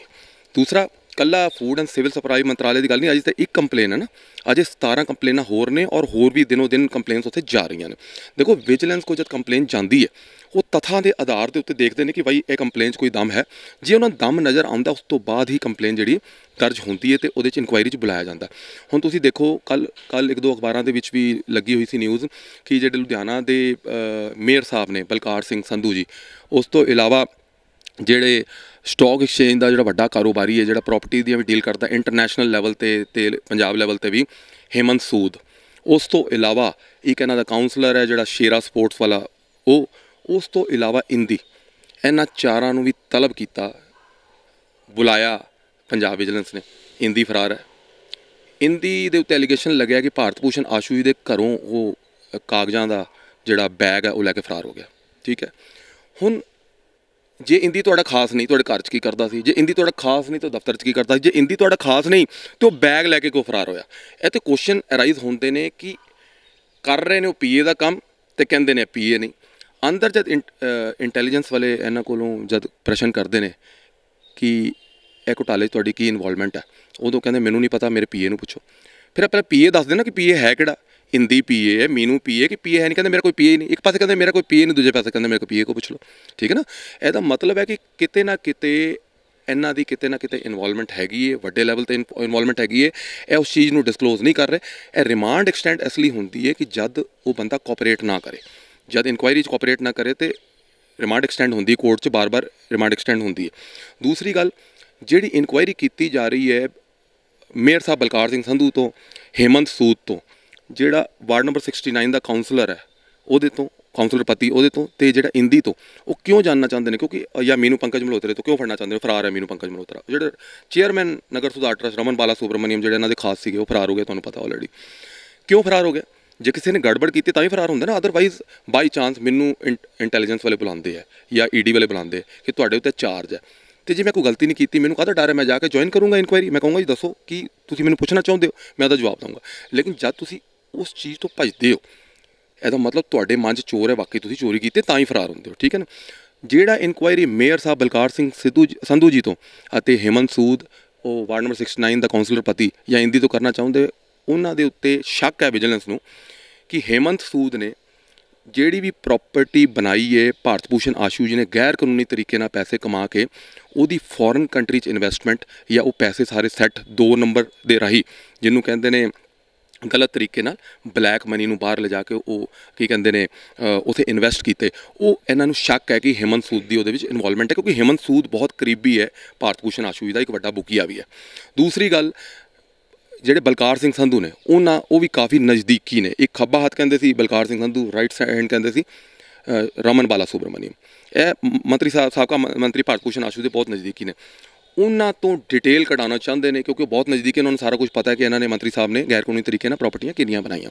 ਦੂਸਰੀ ਗੱਲ ਇਹਨਾਂ ਦੀ ਪ੍ਰਾਪਰਟੀਜ਼ ਦੇ ਵਿੱਚ ਵੀ ਕਾਫੀ ਵਾਧਾ ਹੋਇਆ, ਭਾਵੇਂ ਬਲਕਾਰ ਸਿੰਘ ਸੰਧੂ ਜੀ, ਹੇਮੰਤ ਸੂਦ, ਇੰਦੀ ਜਿਹੜਾ ਇਹਨਾਂ ਦਾ ਪੀਏ ਔਰ ਮੀਨੂ ਪੰਕਜ ਮਲਹੋਤਰਾ ਤੇ ਇਹ ਜਿਹੜਾ ਵਾਰਡ ਨੰਬਰ 69 ਦਾ ਪਾਰਸ਼ਦ ਪਤੀ, ਤੇ ਇਹਨਾਂ ਤੋਂ ਕੁਐਸਚਨ ਕਰ ਰਹੇ ਨੇ ਕਿ ਆਪਣੀ ਪ੍ਰਾਪਰਟੀ ਦਾ ਰਿਕਾਰਡ ਦਿਓ ਕਿ ਤੁਹਾਡੀ ਪ੍ਰਾਪਰਟੀ ਕਿੱਥੋਂ ਵਧੀ, ਪਲੱਸ ਉਹਦੇ 'ਚ ਦੱਸੋ ਕਿ ਭਾਰਤ ਭੂਸ਼ਣ ਆਸ਼ੂ ਜੀ ਨੇ ਕਿਹੜੇ ਰੂਟ ਰਾਹੀਂ ਪੈਸੇ। ਇਨਕੁਆਇਰੀ ਕਰਨਾ ਵਿਜੀਲੈਂਸ ਦਾ ਰਾਈਟ ਹੈ ਔਰ ਤੁਸੀਂ ਜਾ ਕੇ ਉੱਥੇ ਗੁੰਡਾਗਰਦੀ ਕਰਕੇ ਪਹਿਲਾਂ ਤੁਸੀਂ ਗਏ ਮੁਹੱਲੀ ਸਾਰੀ। ਜਿੱਦਾਂ ਤੁਸੀਂ ਕਹਿ ਰਹੇ ਸੀਗੇ ਹੁਣੇ ਕਿ ਜਿਹੜਾ ਮੀਨੂ ਪੰਕਜ ਮਲਹੋਤਰੇ ਨੇ ਹੀ ਮਿਲਵਾਇਆ ਸੀ ਤੇਲੂ ਰਾਮ ਦੇ ਨਾਲ, ਪਰ ਤੇਲੂ ਰਾਮ ਤਾਂ ਕੋਰਟ ਦੇ ਵਿੱਚ ਸਾਫ਼ ਹੀ ਆਪਣੇ ਬਿਆਨਾਂ ਤੋਂ ਮੁੱਕਰ ਕਿ ਮੈਂ ਤਾਂ ਭਾਰਤ ਭੂਸ਼ਣ ਆਸ਼ੂ ਨੂੰ ਕਦੀ ਮਿਲਿਆ ਨਹੀਂ ਤੇ ਮੈਂ ਜਾਣਦਾ ਨਹੀਂ। ਇਸ ਨੂੰ ਕਿਸ ਤਰ੍ਹਾਂ ਦੇਖਦੇ ਹੋ ਕਿ ਉਹ ਤਾਂ ਸਾਫ਼ ਹੀ ਮੁੱਕਰ ਰਹੇ ਸੀ ਉੱਥੇ ਹੀ? ਪਹਿਲਾਂ ਇਹਨਾਂ ਨੇ ਗੁੰਡਾਈ ਦਾ ਨਾਚ ਮੁਹਾਲੀ ਵਿਖੇ ਕੀਤਾ, ਤੁਸੀਂ ਦੇਖਿਆ ਪੂਰੀ ਟੀਮ ਗੁੰਡਾਈ ਨਾਲ ਉੱਥੇ ਗਏ ਸੀ। ਇਹ ਜਾ ਕੇ ਉੱਥੇ ਕਹਿੰਦੇ ਨੇ ਲਓ ਜੀ ਅਸੀਂ ਆ ਗਏ, ਜਿਹਨੂੰ ਅਰੈਸਟ ਕਰਨਾ ਕਰ ਲਓ। ਸ਼ਾਮ ਤੱਕ ਵਿਜੀਲੈਂਸ ਨੇ ਉਸ ਸੈਲੂਨ ਤੋਂ ਅਰੈਸਟ ਕਰ ਲਿਆ। ਸਵੇਰੇ ਕਹਿੰਦੇ ਸੀ ਅਰੈਸਟ ਕਰਨਾ ਜਿਹਨੂੰ ਕਰ ਲਓ, ਜੇ ਸ਼ਾਮ ਤੱਕ ਵਿਜੀਲੈਂਸ ਨੇ ਅਰੈਸਟ ਕਰ ਲਿਆ ਤੇ ਕਿਹੜਾ ਪਾਪ ਕਰ ਲਿਆ। ਫਿਰ ਰਵਨੀਤ ਬਿੱਟੂ ਜੀ ਪੈ ਜਾਂਦੇ ਨੇ ਔਰ ਵਿਜੀਲੈਂਸ ਦੇ ਅਫਸਰਾਂ ਨਾਲ ਧੱਕਾ ਮੁੱਕੀ ਕਰਦੇ ਨੇ, ਜਿਹਦੇ 'ਚ ਉਹਨਾਂ ਦਾ ਪਰਚਾ ਵੀ ਹੋਇਆ ਕਿਉਂਕਿ ਸਰਕਾਰੀ ਅਫਸਰ ਨੂੰ ਜੇ ਕੰਮ ਕਰਨ ਤੋਂ ਤੁਸੀਂ ਰੋਕਦੇ ਹੋ ਨਾ ਤੇ ਉਹਦੇ ਵਿੱਚ ਪਰਚਾ ਹੁੰਦਾ, ਠੀਕ ਹੈ। ਤੇ ਬਦਤਮੀਜ਼ੀ ਵੀ ਇਹਨਾਂ ਨੇ ਕੀਤੀ ਬਿੱਟੂ ਸਾਹਿਬ ਨੇ। ਮੈਨੂੰ ਇੱਕ ਗੱਲ ਦੱਸੋ, ਰਵਨੀਤ ਸਿੰਘ ਬਿੱਟੂ ਜੀ ਸਾਂਸਦ ਨੇ ਲੁਧਿਆਣੇ ਤੋਂ, ਇਹਨਾਂ ਦਾ ਕੰਮ ਕੀ ਹੈ? 2 ਟੈਨਿਊਰ ਹੋ ਗਏ ਨੇ ਇਹਨਾਂ ਨੂੰ ਸਾਂਸਦ ਹੋਏ, ਪਿਛਲੇ 2014 ਤੋਂ 2019 ਤੋਂ ਲੈ ਕੇ ਹੁਣ 9 ਸਾਲ ਹੋ ਗਏ। ਰਵਨੀਤ ਸਿੰਘ ਬਿੱਟੂ ਜੀ ਨੂੰ ਮੈਂ ਪੁੱਛਣਾ ਚਾਹੁੰਦਾ 9 ਸਾਲ ਦੇ ਵਿੱਚ ਕਿਹੜਾ ਕੇਂਦਰੀ ਪ੍ਰੋਜੈਕਟ ਤੁਸੀਂ ਲੁਧਿਆਣੇ ਲਿਆ ਕੇ ਦਿੱਤਾ ਬੀਇੰਗ ਅ ਸਾਂਸਦ ਫਰੋਮ ਲੋਕ ਸਭਾ? ਇੱਕ ਵੀ ਪ੍ਰੋਜੈਕਟ ਮੈਨੂੰ ਗਿਣਾ ਦੇਣ। ਚੋਰਾਂ ਠੱਗਾਂ ਨੂੰ ਸਪੋਰਟ ਕਰਨ ਲਈ ਪਹੁੰਚ ਗਏ, ਸੈਲੂਨ 'ਚ ਪਹੁੰਚ ਗਏ, ਸੈਲੂਨ ਦੀ ਫੇਰੀ ਤੋਂ ਇਲਾਵਾ ਕੋਈ ਕੰਮ ਦਿਖਾ ਦੇਣ ਨਾ, ਕੋਈ PGI ਲਿਆਂਦਾ ਹੋਏ, ਕੋਈ ਆਲ ਇੰਡੀਆ ਮੈਡੀਕਲ ਲਿਆਂਦਾ ਹੋਏ, ਕੋਈ ਵੈਂਟੀਲੇਟਰ ਸਿਵਲ ਹਸਪੀਟਲ ਨੂੰ ਉਹ ਲਿਆਂਦੇ ਹੋਣ। ਕੋਵਿਡ ਦੇ ਦੌਰਾਨ ਦਿੱਲੀ ਬੈਠੇ ਰਹੇ ਕਿ ਸਾਂਸਦ ਤੋਂ ਇਹ ਉਮੀਦ ਕੀਤੀ ਜਾਂਦੀ ਹੈ ਕਿ ਜਦ ਲੋਕੀ ਔਖੇ ਨੇ ਉਹਨਾਂ ਦੇ ਲੋਕ ਸਭਾ ਦੇ ਔਰ ਜਾ ਕੇ ਉੱਥੇ ਬੈਠਣ, ਉਹਦੀ ਬਜਾਏ ਚੋਰਾਂ ਦਾ ਸਾਥ ਦੇ ਰਹੇ ਨੇ, ਜਾ ਕੇ ਉੱਥੇ ਪ੍ਰੋਟੈਸਟਾਂ 'ਤੇ ਬੈਠ ਰਹੇ ਨੇ, ਵਿਜੀਲੈਂਸ ਨੂੰ ਆਪਣਾ ਕੰਮ ਕਰਨ ਤੋਂ ਰੋਕ ਰਹੇ ਨੇ, ਠੀਕ ਹੈ। ਤੇ ਇੱਥੇ ਕਿਤੇ ਨਾ ਕਿਤੇ ਇਹ ਆਪਣੇ ਜਿਹੜੇ ਕਰਪਟ ਲੀਡਰਸ ਨੇ ਉਹਨਾਂ ਨੂੰ ਪ੍ਰੋਟੈਕਟ ਕਰਨ ਵਾਲੇ ਪਾਸੇ ਤੁਰ ਰਹੇ ਨੇ। ਦੂਸਰਾ, ਇਹ ਪ੍ਰੋਟੈਸਟ ਆਸ਼ੂ ਨੂੰ ਸਪੋਰਟ ਕਰਨ ਲਈ ਇਕੱਲਾ ਨਹੀਂ ਹੈ, ਇਹਨਾਂ ਬਾਕੀ ਕਾਂਗਰਸੀ ਲੀਡਰ ਭਾਵੇਂ ਅਮਰਿੰਦਰ ਸਿੰਘ ਰਾਜਾ ਵਾੜਿੰਗ, ਭਾਵੇਂ ਹੋਰ ਇਹਨਾਂ ਦੇ ਕਾਂਗਰਸੀ ਲੀਡਰ, ਭਾਵੇਂ ਸਨੀ ਪੱਲਾ, ਭਾਵੇਂ ਹੋਰ ਜਿੰਨੇ ਵੀ ਉੱਥੇ ਰੌਲਾ ਪਾਉਂਦੇ ਪਏ ਨੇ ਹਮ ਆਪਕੇ ਸਾਥ ਹੈ, ਇਹ ਬੇਸਿਕਲੀ ਉਹਨਾਂ ਦੇ ਨਾਲ ਨਹੀਂ। ਇਹਨਾਂ ਨੂੰ ਡਰ ਹੈ ਵੇ ਕਿ ਅੱਜ ਜੇ ਭਾਰਤ ਭੂਸ਼ਣ ਆਸ਼ੂ ਨੂੰ ਹੱਥ ਪੈ ਗਿਆ, ਕੱਲ੍ਹ ਨੂੰ ਇਹਨਾਂ ਦੇ ਵੀ ਹੱਥ ਪੈ ਜਾਣਾ, ਵਿਜੀਲੈਂਸ ਨੇ ਇਹਨਾਂ ਨੂੰ ਵੀ ਫੜ ਲੈਣ ਕਿਉਂਕਿ ਇਹ ਵੀ ਵੱਡੇ ਸਕੈਂਡਲਸ ਦੇ ਵਿੱਚ ਇਨਵੋਲਵ ਨੇ। ਇਹਨਾਂ ਦੇ ਉੱਤੇ ਵੀ ਹੁਣ ਅਮਰਿੰਦਰ ਸਿੰਘ ਰਾਜਾ ਵਾੜਿੰਗ ਜਿਹੜੇ ਪ੍ਰਧਾਨ ਨੇ ਕਾਂਗਰਸ ਪਾਰਟੀ ਦੇ, ਇਹਨਾਂ ਦੇ ਉੱਤੇ ਵੀ ਕੰਪਲੇਨ ਫਾਈਲ ਹੋਈ ਹੈ ਬਠਿੰਡੇ ਤੋਂ। ਇੱਕ ਇਹਨਾਂ ਦੇ ਮਨਪ੍ਰੀਤ ਸਿੰਘ ਬਾਦਲ ਨੇ, ਉਹਨਾਂ ਦੇ ਖਿਲਾਫ ਵੀ ਕੰਪਲੇਨ ਫਾਈਲ ਹੋਈ ਹੈ। ਇਹ ਬੀਇੰਗ ਅ ਮੰਤਰੀ ਹੈ ਜਿਹੜੇ ਰਹਿ ਚੁੱਕੇ ਨੇ ਕਾਂਗਰਸ ਪਾਰਟੀ ਦੇ ਟੈਨਿਓਰ ਦੌਰਾਨ, ਇਹਨਾਂ ਨੇ ਭਾਵੇਂ ਭਾਰਤ ਭੂਸ਼ਣ ਆਸ਼ੂ ਹੋ ਗਏ, ਭਾਵੇਂ ਸਾਧੂ ਸਿੰਘ ਧਰਮਸੋਤ ਹੋ ਗਏ ਜਿਨ੍ਹਾਂ ਨੇ ਮਲਟੀਪਲ ਸਕਾਲਰਸ਼ਿਪ ਘੁਟਾਲਾ ਕੀਤਾ, SC ਸਮਾਜ ਨੂੰ ਲਈ ਜਿਹੜਾ ਸਕਾਲਰਸ਼ਿਪ ਫੰਡ ਆਇਆ ਸੀ। ਇਹ ਬੰਦੇ ਜਿਹੜੇ ਨੇ ਪਹਿਲਾਂ ਤਾਂ ਘੁਟਾਲੇ ਕਰਦੇ ਨੇ ਆਪਣੇ, ਜਿਵੇਂ ਜਦ ਮੰਤਰੀ ਹੁੰਦੇ ਨੇ, ਇਹਨਾਂ ਨੂੰ ਲੱਗਦਾ ਸਾਡੀ ਸਰਕਾਰ ਤਾਂ ਜਾਣੀ ਨਹੀਂ, ਸਾਨੂੰ ਕਾਹਦਾ ਡਰ ਹੈ, ਸਾਨੂੰ ਕੌਣ ਹੱਥ ਪਾ ਲੂਗਾ। ਹੁਣ ਜਦ ਸਰਕਾਰ ਚੇਂਜ ਹੁੰਦੀ ਹੈ ਤੇ ਜਦ ਇਹਨਾਂ ਦੇ ਉੱਤੇ ਕੰਪਲੇਨਾਂ ਫਾਈਲ ਹੁੰਦੀਆਂ ਉਦੋਂ ਕਹਿੰਦੇ ਨੇ ਸਾਡੇ ਨਾਲ ਧੱਕਾ ਕਰ ਰਹੇ ਨੇ। ਜਦ ਤੁਸੀਂ ਮੰਤਰੀ ਸੀਗੇ ਤੁਸੀਂ ਉਹ ਪੈਸਾ ਜਿਹੜਾ ਸਕਾਲਰਸ਼ਿਪ SC समाज के बच्चों ਲਈ ਧਰਮ ਸੋਚ जी ने क्यों घोटाले किए, क्यों नहीं उत्थे एंड यूज़र तक वो बेनीफिट पहुँचन दिता। मंत्री साहब भारत भूषण आशू जी ने इन्हों की जे चैक की जाए इनकम टैक्स रिटर्नस, इन्हों के एसैट्स कागजां दे और जो एक्चुअल जमीन आसमान का फर्क है। ਸਰ ਕਿਤੇ ਤੁਹਾਨੂੰ ਇਹ ਨਹੀਂ ਲੱਗਦਾ ਕਿ ਜਿਸ ਤਰ੍ਹਾਂ ਹੁਣ ਵਿਜੀਲੈਂਸ ਟੀਮ ਦੇ ਵੱਲੋਂ ਇੱਕ ਵੱਡੀ ਕਾਰਵਾਈ ਨੂੰ ਅੰਜਾਮ ਦਿੱਤਾ ਗਿਆ, ਲੇਕਿਨ ਜਦੋਂ DSP ਸੇਖੋਂ ਨੂੰ ਵੀ ਬਰਖਾਸਤ ਕੀਤਾ ਗਿਆ ਸੀ ਭਾਰਤ ਭੂਸ਼ਣ ਆਸ਼ੂ ਦੇ ਵੱਲੋਂ, ਤਾਂ ਕਿ ਉਦੋਂ ਨਹੀਂ ਕੋਈ ਚਾਹੀਦਾ ਸੀ ਕਿ ਜਿਸ ਤਰ੍ਹਾਂ ਜਦੋਂ ਕਾਂਗਰਸ ਪਾਰਟੀ ਸਰਕਾਰ ਸੀ ਕਿ ਇੱਕ ਨਿਰਦੋਸ਼ ਜਿਹੜੇ DSP ਨੂੰ ਬਰਖਾਸਤ ਵੀ ਕੀਤਾ ਗਿਆ, ਤਾਂ ਲੇਕਿਨ ਉਹਦੇ 'ਤੇ ਕਈ ਤਰ੍ਹਾਂ ਦੇ ਆਰੋਪ ਵੀ ਲਗਾਏ ਗਏ ਕਿ ਉਸ ਟਾਈਮ ਕੋਈ ਕਾਰਵਾਈ ਨਹੀਂ ਕੀਤੀ ਜਾਣੀ ਚਾਹੀਦੀ ਸੀ। देखो एक इनोसेंट DSP बलविंदर सिंह सेखों बहुत ही ऑनेस्ट ऑफिसर जिसकी duty Sardar Navjot Singh Sidhu local bodies minister ने लगाई सी कि इंक्वायरी करो जी CLU ਸਕੈਮ ਜਿਹੜਾ ਭਾਰਤ ਭੂਸ਼ਣ ਆਸ਼ੂ ਜੀ ਦੇ ਉੱਤੇ ਐਲੀਗੇਸ਼ਨ ਲੱਗੇ ਸੀ ਕਿ ਇਹਨਾਂ ਨੇ ਗਲਤ ਤਰੀਕੇ ਨਾਲ CLUs ਕਰਾਏ ਨੇ, ਠੀਕ ਹੈ। ਉਹ 'ਚ ਕੁਛ ਇਹਨਾਂ ਦੇ ਉੱਤੇ ਚਾਰजेस ਲੱਗੇ ਕਿ ਅੰਡਰ ਦਾ ਟੇਬਲ ਵੀ ਇਹਨਾਂ ਨੇ ਪੈਸੇ ਖਾਦੇ ਨੇ। ਉਸ ਕੇਸ ਦੇ ਵਿੱਚ ਨਵਜੋਤ ਸਿੰਘ ਸਿੱਧੂ ਉਦੋਂ ਲੋਕਲ ਬੋਡੀਜ਼ ਮਿਨਿਸਟਰ ਹੁੰਦੇ ਸੀ ਪਿਛਲੀ ਸਰਕਾਰ ਵੇਲੇ, ਉਹਨਾਂ ਨੇ DSP ਸੇਖੋਂ ਦੀ ਡਿਊਟੀ ਲਾਈ ਸੀ ਕਿ ਇਹਦੇ 'ਚ ਇਨਕੁਆਇਰੀ ਕਰਕੇ ਰਿਪੋਰਟ ਕਰੋ। ਹੁਣ ਇੱਕ ਆਫੀਸਰ ਦੀ ਡਿਊਟੀ ਇੱਕ ਲੋਕਲ ਬੋਡੀਜ਼ ਮਿਨਿਸਟਰ ਲਗਾਉਂਦਾ ਔਰ ਉਹ ਆਫੀਸਰ ਇਨਕੁਆਇਰੀ ਕਰਦਾ, ਉਹਦੇ ਵਿੱਚ ਖੱਲ ਪਾਉਣ ਲਈ ਉਹਨੂੰ ਧਮਕੀਆਂ ਦਿੱਤੀਆਂ ਜਾਂਦੀਆਂ ਨੇ ਸਾਬਕਾ ਕਾਂਗਰਸੀ ਵਿਧਾਇਕ ਅਤੇ ਸਾਬਕਾ ਕੈਬਨਿਟ ਮੰਤਰੀ ਭਾਰਤ ਭੂਸ਼ਣ ਆਸ਼ੂ ਜੀ ਦੁਆਰਾ, ਅਤੇ ਉਹਨਾਂ ਨੂੰ ਕਿਹਾ ਜਾਂਦਾ ਹੈ ਕਿ ਇਨਕੁਆਇਰੀ ਨਾ ਕਰੋ ਜਾਂ ਤੂੰ ਇਹਦੇ ਵਿੱਚ ਨਾ ਪੈ। ਜਾਂ ਫਿਰ ਹਾਈ ਕੋਰਟ ਦਾ ਇੱਕ ਆਰਡਰ ਹੋਇਆ ਸੀ ਕੋਈ ਕੰਮ ਕਰਨ ਲਈ, ਉਹਦੇ 'ਚ ਤੁਹਾਨੂੰ ਪਤਾ ਹੈ ਓਪਨਲੀ ਇਹਨਾਂ ਦੀ ਆਡੀਓ ਵਾਇਰਲ ਹੋਈ ਸੀ ਜਿਹਦੇ 'ਚ ਇਹ ਸੇਖੋਂ ਸਾਹਿਬ ਨੂੰ ਕਹਿੰਦੇ ਸੀ ਜਿੰਨੀ ਤੇਰੀ ਮਦਦ ਕਰਦੇ ਸੀ ਮਿੱਧ ਕੇ ਰੱਖ ਦਿਆਂਗੇ, ਕਿਸੇ ਕੋਲੋਂ ਬਚਾ ਨਹੀਂ ਹੋਏਗਾ ਤੇਰੇ ਕੋਲੋਂ। ਇਹ ਆਪਣੇ ਆਪ 'ਚ ਜਿਹੜੀ ਵਰਡਿੰਗ ਹੈ ਨਾ, ਇਹਨਾਂ ਦੇ ਹੰਕਾਰ ਦੀ ਨਿਸ਼ਾਨੀ ਹੈ ਕਿ ਜ਼ਮੀਨ ਤੋਂ ਇਹਨਾਂ ਦਾ ਸੰਪਰਕ ਟੁੱਟ ਗਿਆ, ਇਹ ਹਵਾ 'ਚ ਉੱਡਣ ਲੱਗ ਗਏ। ਔਰ ਹਰ ਬੰਦੇ ਨੂੰ ਕੋਈ ਵੀ ਬੰਦਾ ਭਾਵੇਂ ਕੋਈ ਅਫਸਰ ਹੋ ਗਿਆ, DO ਮੈਡਮ ਸੀਗੇ, ਮੈਡਮ ਸਵਰਨਜੀਤ ਕੌਰ ਜੀ, ਉਹਨਾਂ ਦੀ ਜੋ ਓਪਨ ਇਨਸਲਟ ਇਹਨਾਂ ਨੇ ਕੀਤੀ ਉਸ ਫੰਕਸ਼ਨ ਦੇ ਵਿੱਚ ਜਾ ਕੇ ਕਹਿੰਦੇ ਮੈਡਮ ਤੁਸੀਂ ਇੱਥੋਂ ਚਲੇ ਜਾਓ, ਠੀਕ ਹੈ। ਅਤੇ ਤੁਸੀਂ ਐਸੇ ਲਈ ਆਏ ਹੋ ਨਾ ਕਿ ਮੰਤਰੀ ਆ ਗਿਆ ਹੁਣ ਇੱਥੇ। ਮੰਤਰੀ ਦੀ ਡੈਫੀਨੇਸ਼ਨ ਕੀ ਲੈਂਦੇ ਨੇ? ਮੰਤਰੀ ਡੈਫੀਨੇਸ਼ਨ ਕੀ ਲੈਂਦੇ ਨੇ? ਇੱਕ MLA ਹੈ, ਇੱਕ MP ਹੈ, ਇੱਕ ਕਾਉਂਸਲਰ ਹੈ, ਇੱਕ ਸਰਪੰਚ ਹੈ, ਇੱਕ ਪੰਚ ਹੈ। ਲੋਕਾਂ ਨੇ ਆਪਣਾ ਇੱਕ ਨੁਮਾਇੰਦਾ ਇਲੈਕਟ ਕਰਕੇ ਆਪਣੀ ਕੌਂਸਟੀਟਿਊਐਂਸੀ ਤੋਂ ਭੇਜਿਆ ਕਿ ਸਾਡੀ ਸਮੱਸਿਆ ਦਾ ਹੱਲ ਇਹ ਕਰੂਗਾ। ਉਹ ਰੱਬ ਤਾਂ ਨਹੀਂ ਲੱਗ ਗਿਆ, ਪਰ ਇਹ ਆਪਣੇ ਆਪ ਤੋਂ ਕਿਤੇ ਰੱਬ ਸਮਝਣ ਲੱਗ ਗਏ ਸੀ। ਇਹਨਾਂ ਨੇ ਇੱਕ ਲੇਡੀ ਦੀ ਡਿਸਰਿਸਪੈਕਟ ਕੀਤੀ ਉੱਥੇ। ਇਹ ਰਵਨੀਤ ਬਿੱਟੂ MP ਸਾਹਿਬ ਅਤੇ ਮੇਅਰ ਸਾਹਿਬ ਬਲਕਾਰ ਸਿੰਘ ਸੰਧੂ ਜੀ ਹੱਸ ਰਹੇ ਸੀ। ਸ਼ਰਮ ਆਉਣੀ ਚਾਹੀਦੀ ਹੈ, ਲੱਖ ਲਾਹਨਤਾਂ ਨੇ ਇਹਨਾਂ ਨੂੰ। ਇਸ ਕਰਕੇ ਮੈਂ ਇੱਕੋ ਗੱਲ ਕਹਿਣਾ ਚਾਹੁੰਦਾ ਕਿ ਜਿੱਥੇ ਇਨਕੁਆਇਰੀ ਇੱਕ ਆਫੀਸਰ ਦੀ ਲਗਾਈ, ਆਫੀਸਰ ਆਪਣੀ ਡਿਊਟੀ ਪਰਫਾਰਮ ਕਰ ਰਿਹਾ, ਔਰ ਉੱਥੇ ਜਾ ਕੇ ਦੇਖੋ ਇਹਨਾਂ ਨੇ ਇੱਕ ਹੋਰ ਵਰਡਿੰਗ ਯੂਜ਼ ਕੀਤੀ ਸੀ। ਅੱਜ OC ਮਾਨਯੋਗ ਅਦਾਲਤ ਕੋਲ ਤੁਸੀਂ ਪਹੁੰਚੇ ਨਾ ਰਿਲੀਫ ਲੈਣ ਲਈ ਕਿ ਮੈਨੂੰ ਦੇਖੋ ਇਹਦੇ 'ਚ ਬੇਲ ਮਿਲੇ ਜਾਂ ਮੈਨੂੰ ਬਿਨਾਂ ਮਤਲਬ ਦੇ ਵਿਜੀਲੈਂਸ ਇੰਪਲੀਕੇਟ ਕਰ ਰਹੀ ਹੈ, ਇਹੋ ਜਿਹੀ ਗੱਲ ਭਾਰਤ ਭੂਸ਼ਣ ਆਸ਼ੂ ਜੀ ਨੇ ਕਹੀ। ਉਸ ਵੇਲੇ ਇਹਨਾਂ ਨੇ ਕਿਹਾ ਜਾ ਕੇ ਕਿ ਜਾ ਕੇ ਤੈਨੂੰ ਇੰਨਾ ਹੀ ਡਰ ਲੱਗਦਾ ਹੈ ਮਾਨਯੋਗ ਕੋਰਟ ਨੂੰ, ਅਤੇ ਤੂੰ ਛੁੱਟੀ ਲੈ ਜਾ ਕੇ ਮਾਨਯੋਗ ਕੋਰਟ ਨੂੰ ਕਹਿ ਦੇ ਮੰਤਰੀ ਨਹੀਂ ਹੋਣ ਦਿੰਦਾ। ਇਹ ਆਪਣੇ ਆਪ ਨੂੰ ਮਾਨਯੋਗ ਕੋਰਟ ਤੋਂ ਵੀ ਉੱਪਰ ਸਮਝਣ ਲੱਗ ਗਏ। ਮਤਲਬ ਕਿ ਇਹਨਾਂ ਦਾ ਹੰਕਾਰ ਜਿਹੜਾ ਉਹ ਇੰਨਾ ਹਾਈ ਹੈਡਡ ਹੋ ਗਏ ਸੀ ਕਿ ਆਪਣੇ ਆਪ ਨੂੰ ਲੁਧਿਆਣਾ ਦੇ ਮੁੱਖ ਮੰਤਰੀ ਸਮਝਣ ਲੱਗ ਗਏ ਸੀ। ਇਹ ਸਮਝਣ ਲੱਗ ਗਏ ਸੀ ਕਿ ਕੋਈ ਪੱਤਾ ਵੀ ਮੇਰੀ ਮਰਜ਼ੀ ਬਿਨਾਂ ਨਹੀਂ ਹਿੱਲੂਗਾ, ਮੈਂ ਮਲਟੀ ਕਰੋੜ ਘੁਟਾਲਿਆਂ ਨੂੰ ਵੀ ਅੰਜਾਮ ਦਊਂਗਾ, ਲੋਕਾਂ ਨੂੰ ਮਿੰਦਾਂ ਦੀਆਂ ਗੱਲਾਂ ਵੀ ਕਰੂੰਗਾ, ਪਰ ਮੇਰੇ ਉੱਤੇ ਕੋਈ ਇਨਕੁਆਇਰੀ ਨਹੀਂ ਕਰ ਸਕਦਾ। ਜਦੋਂ ਹੁਣ ਕਾਂਗਰਸ ਪਾਰਟੀ ਦੇ ਵੱਲੋਂ ਇੱਕ ਮੋਰਚਾ ਲਗਾਇਆ ਗਿਆ ਵਿਜੀਲੈਂਸ ਬਿਊਰੋ ਦਫ਼ਤਰ ਦੇ ਸਾਹਮਣੇ, ਤਾਂ ਉੱਥੇ ਵੀ DSP ਸੇਖੋਂ ਪਹੁੰਚੇ ਨੇ ਕਿ ਆਪਣਾ ਰੌਲਾ ਪਾਉਣ ਵਾਸਤੇ ਕਿ ਜਿਸ ਤਰ੍ਹਾਂ ਕਿ ਭਾਰਤ ਭੂਸ਼ਣ ਆਸ਼ੂ ਨੂੰ ਬਹੁਤ ਕੁਛ ਉਹਨਾਂ ਨੇ ਕਿਹਾ ਆਪਣੇ ਵੱਲੋਂ। ਲੇਕਿਨ ਕਾਂਗਰਸ ਪਾਰਟੀ ਦੇ ਵਰਕਰਾਂ ਦੇ ਵੱਲੋਂ ਹੁਣ ਵੀ ਉਹਨਾਂ ਦੇ ਇਲਜ਼ਾਮ ਲਗਾਏ ਜਾ ਰਹੇ DSP ਸੇਖੋਂ ਦੇ ਉੱਤੇ ਕਿ DSP ਸੇਖੋਂ ਜਿਹੜਾ ਖੁਦ ਕਰਪਟ ਆਦਮੀ ਹੈ। ਸਰ ਇਸ ਨੂੰ ਕਿਸ ਤਰ੍ਹਾਂ ਦੇਖਦੇ ਹੋ ਕਿ ਉਹਨਾਂ 'ਤੇ ਹਾਲੇ ਵੀ ਜਿਹੜਾ DSP ਸੇਖੋਂ ਨੂੰ ਕਰਪਟ ਦੀ ਨਜ਼ਰ ਨਾਲ ਦੇਖਿਆ ਜਾ ਰਿਹਾ ਕਾਂਗਰਸੀ ਵਰਕਰਾਂ ਦੇ ਵੱਲੋਂ? ਦੇਖੋ ਜਿਹੜੇ ਆਪ ਚੋਰ ਹੋਣ ਨਾ, ਠੱਗ ਹੋਣ, ਉਹਨਾਂ ਨੂੰ ਦੂਜੇ ਠੱਗ ਨਜ਼ਰ ਆਉਂਦੇ ਨੇ। ਇਹ ਦੇਖੋ ਅਫਸਰ ਜਿਹੜੇ ਹੁੰਦੇ ਨੇ ਨਾ, ਉਹ ਅੱਜ ਵੀ ਉਹੀ ਨੇ, ਕੱਲ੍ਹ ਵੀ ਉਹੀ ਹੋਣਗੇ। ਸਰਕਾਰਾਂ ਬਦਲਦੀਆਂ ਰਹਿੰਦੀਆਂ। ਅੱਜ ਉਹ ਇੱਥੇ ਟਰਾਂਸਫਰ ਉਹਨਾਂ ਦੀ ਹੋ ਗਈ, ਕੱਲ੍ਹ ਨੂੰ ਜਲੰਧਰ ਬਠਿੰਡਾ ਕਿਤੇ ਵੀ ਹੋ ਸਕਦੀ ਹੈ। ਅਫਸਰਾਂ ਦੇ ਉੱਤੇ ਇਹੋ ਜਿਹੇ ਬੇਬੁਨਿਆਦ ਐਲੀਗੇਸ਼ਨ ਲਗਾਉਣੇ ਔਰ ਕਾਂਗਰਸੀ ਵਰਕਰਾਂ ਦੁਆਰਾ ਆਪਣੇ ਹੀ ਮੰਤਰੀ ਜਿਹਦੇ ਉੱਤੇ ਚਾਰजेस ਨੇ ਕਰਪਸ਼ਨ ਦੇ, ਉਹਨਾਂ ਨੂੰ ਆਪ ਹੀ ਪਤਾ ਹੈ ਉਹ ਵਰਕਰਾਂ ਨੂੰ ਕਿ ਇਹਨਾਂ ਦਾ ਮੰਤਰੀ ਨੇ ਕਰਪਸ਼ਨ ਕੀਤੀ ਹੈ, ਪਰ ਕਿਉਂਕਿ ਉਹਨਾਂ ਨੂੰ ਡਰ ਇਹ ਵੇ ਕਿ ਉਹਨਾਂ ਤੱਕ ਵੀ ਕੱਲ੍ਹ ਨੂੰ ਵਿਜੀਲੈਂਸ ਦਾ ਹੱਥ ਪਹੁੰਚ ਸਕਦਾ, ਇਸ ਕਰਕੇ ਉਸ ਚੋਰੀ ਦੇ ਵਿੱਚ ਸਾਥ ਦੇ ਰਹੇ ਨੇ ਅਤੇ ਕਹਿ ਰਹੇ ਨੇ ਆਸ਼ੂ ਜੀ ਸੰਘਰਸ਼ ਕਰੋ ਹਮ ਆਪਕੇ ਸਾਥ ਹੈ। ਇਹਦਾ ਮਤਲਬ ਕਿ ਤੁਸੀਂ ਚੋਰੀ ਕਰੋ ਅਤੇ ਚੋਰੀ ਤੁਹਾਡੇ ਨਾਲ ਆ। ਦੂਸਰਾ ਇਹੋ ਜਿਹੀ ਗੁੰਡਾਗਰਦੀ ਕਾਂਗਰਸੀ ਵਰਕਰਾਂ ਦੁਆਰਾ ਉੱਥੇ ਜ਼ਿਲ੍ਹਾ ਪਰਿਸ਼ਦ ਦੇ ਦਫ਼ਤਰ ਦੇ ਵਿੱਚ ਔਰ ਆਪਣਾ ਵਿਜੀਲੈਂਸ ਲੁਧਿਆਣਾ ਵਿਜੀਲੈਂਸ ਦੇ ਦਫ਼ਤਰ ਦੇ ਬਾਹਰ ਜਿਹੜਾ ਇਹਨਾਂ ਨੇ ਪੱਕਾ ਜਿਹੜਾ ਮੋਰਚਾ ਲਾਇਆ ਸੀ ਪ੍ਰੋਟੈਸਟ ਕਰਨ ਦਾ, ਉਹ ਗਲਤ ਹੈ। ਔਰ ਜਿਹੜਾ ਸਰਕਾਰੀ ਕੰਮ ਦੇ ਵਿੱਚ ਅੜੰਗਾ, ਇਹ ਇਸ ਤਰ੍ਹਾਂ ਸੋਚਦੇ ਨੇ ਕਿ ਅਸੀਂ ਜਿਹੜੀ ਗੁੰਡਾਗਰਦੀ ਉੱਥੇ ਜਾ ਕੇ ਕਰਾਂਗੇ, ਇੱਕ ਪ੍ਰੈਸ਼ਰ ਬਣਾ ਲਾਂਗੇ ਅਤੇ ਅਸੀਂ ਮੰਤਰੀ ਸਾਹਿਬ ਨੂੰ ਛਡਾ ਲਾਂਗੇ। ਇਸ ਤਰ੍ਹਾਂ ਨਹੀਂ ਹੁੰਦਾ। ਤੁਸੀਂ ਹਜ਼ਾਰਾਂ ਵਰਕਰ ਲੈ ਕੇ ਆਪਣਾ ਉੱਥੇ ਪਹੁੰਚ ਜਾਓ। ਜੇ ਤੁਹਾਡਾ ਮੰਤਰੀ ਕਰਪਟ ਹੈ, ਕੋਈ ਦੁਨੀਆ 'ਚ ਆ ਕੇ ਤੁਹਾਨੂੰ ਬਚਾ ਨਹੀਂ ਸਕਦੀ। ਜੇ ਤੁਹਾਡਾ ਮੰਤਰੀ ਸਹੀ ਹੈ ਤੇ ਕੋਈ ਦੁਨੀਆ ਦੀ ਤਾਕਤ ਉਹਨੂੰ ਸਜ਼ਾ ਦਵਾ ਨਹੀਂ ਸਕਦੀ। ਉੱਥੇ ਰਾਜਾ ਵੜਿੰਗ ਦਾ ਵੀ ਕਹਿਣਾ ਸੀਗਾ ਕਿ ਇੱਕ ਸ਼ਖਸ ਦੇ ਕੇਸ ਦੇ ਉੱਤੇ ਆਰੋਪ ਲਗਾਏ ਗਏ ਨੇ, ਲੇਕਿਨ ਜਿਹੜਾ ਗ੍ਰਿਫਤਾਰ ਕੀਤਾ ਗਿਆ ਬਿਲਕੁਲ ਗਲਤ ਕੀਤਾ ਗਿਆ, ਕਿਉਂਕਿ ਆਰੋਪ ਪਹਿਲੇ ਕਹਿੰਦੇ ਸੀ ਸਾਬਤ ਕਰ ਲੈਂਦੇ, ਰਾਜਾ ਵੜਿੰਗ ਦਾ ਕਹਿਣਾ ਹੈ, ਤੇ ਉਸ ਤੋਂ ਬਾਅਦ ਜਿਹੜਾ ਗ੍ਰਿਫਤਾਰੀ ਪਾਉਂਦੇ, ਲੇਕਿਨ ਇਹ ਗਲਤ ਕੀਤਾ ਵਿਜੀਲੈਂਸ ਵਿਭਾਗ ਨੇ ਗ੍ਰਿਫਤਾਰ ਕਰਕੇ। ਜੇ ਮੈਂ ਕੋਈ ਗਲਤੀ ਨਹੀਂ ਕੀਤੀ, ਲੱਖ ਕੰਪਲੇਨਾਂ ਹੋਣ, ਮੈਨੂੰ ਕਾਹਦਾ ਡਰ ਹੈ? ਮੈਂ ਇਨਕੁਆਇਰੀ ਜੁਆਇਨ ਕਰੂੰਗਾ, ਮੈਂ ਉਹਦੇ 'ਚ ਆਪਣਾ ਪੱਖ ਰੱਖੂੰਗਾ, ਤੇ ਕਿਉਂਕਿ ਮੈਂ ਸਹੀ ਹਾਂ ਮੈਂ ਸੇਫਲੀ ਬਾਹਰ ਆ ਜਾਊਂਗਾ। ਲੇਕਿਨ ਜੇ ਕਿਸੇ ਨੇ ਕਰਪਸ਼ਨ ਕੀਤੀ ਹੈ ਔਰ ਉਹ ਜਾ ਕੇ ਪਹਿਲਾਂ ਕਹੇ ਮੇਰੀ ਜੀ ਮੈਨੂੰ ਉਹ ਵੈਂਡੇਟਾ ਦੇ ਤੌਰ ਤੇ ਮੇਰੇ ਉੱਤੇ ਉਹ ਕੀਤਾ ਜਾ ਰਿਹਾ, ਜੇ ਤੁਸੀਂ ਕਰਪਸ਼ਨ ਕੀਤੀ ਹੈ ਤੇ ਭੁਗਤੋ, ਜੇ ਤੁਸੀਂ ਕਰਪਸ਼ਨ ਨਹੀਂ ਕੀਤੀ ਤੇ ਇਨਕੁਆਇਰੀ ਜੁਆਇਨ ਕਰੋ। ਅਜੇ ਨਾ FIR ਹੋਈ ਨਾ ਕੁਛ ਹੋਈ, ਕੋਰਟ 'ਚ ਗਏ, ਮਾਨਿਓ ਕੋਰਟ ਨੇ ਕੀ ਕਿਹਾ ਕਿ ਤੁਹਾਡੇ ਉੱਤੇ ਤਾਂ ਕੋਈ FIR ਵੀ ਨਹੀਂ ਹੋਈ, ਕਾਹਦੇ ਤੁਹਾਨੂੰ ਬੇਲ ਦਈਏ, ਕਿਸ ਚੀਜ਼ ਦੀ ਬੇਲ ਦਈਏ? ਇਹਦਾ ਮਤਲਬ ਅੰਦਰੋਂ ਕਿਤੇ ਨਾ ਕਿਤੇ ਇਹਨਾਂ ਦੀ ਅੰਤਰ ਆਤਮਾ ਇਹਨਾਂ ਨੂੰ ਕਹਿ ਰਹੀ ਸੀ ਕਿ ਭਾਈ ਤੂੰ ਚੋਰੀ ਕੀਤੀ ਹੈ, ਤੇਰੇ ਉੱਤੇ ਪੰਗਾ ਪੈ ਸਕਦਾ, ਤੂੰ ਕੋਰਟ ਪਹੁੰਚ ਜਾ, ਤੇ ਕੋਰਟ ਨੇ ਡਿਨਾਈ ਕਰਤਾ, ਕਿਉਂਕਿ ਜਦ ਆਲਰੇਡੀ ਕੋਈ FIR ਨਹੀਂ ਹੋਈ, ਕੁਛ ਨਹੀਂ ਹੋਈ, ਤੇ ਕਿਸ ਤਰ੍ਹਾਂ? ਦੂਸਰੀ ਗੱਲ, ਕਿਸੇ ਤੇ ਐਲੀਗੇਸ਼ਨ ਲੱਗਦਾ ਹੈ, ਕੋਈ ਇਨਕੁਆਇਰਿੰਗ ਆਫੀਸਰ ਹੈ, ਭਾਵੇਂ ਥਾਣੇ ਦਾ, ਭਾਵੇਂ ਵਿਜੀਲੈਂਸ ਦਾ, ਭਾਵੇਂ ED ਦਾ, ਉਹਨੇ ਇਨਕੁਆਇਰੀ ਜੁਆਇਨ ਕਰਨ ਲਈ ਉਸ ਬੰਦੇ ਨੂੰ ਨੋਟਿਸ ਕਰਨਾ, ਤੇ ਜਦ ਨੋਟਿਸ ਕਰਨਾ ਤੁਹਾਨੂੰ ਜਾਣਾ ਚਾਹੀਦਾ, ਉੱਥੇ ਜਾ ਕੇ ਉਹ ਕੁਐਸਚਨ ਜੋ ਕਰਦੇ ਨੇ ਉਹਦਾ ਜਵਾਬ ਦਿਓ।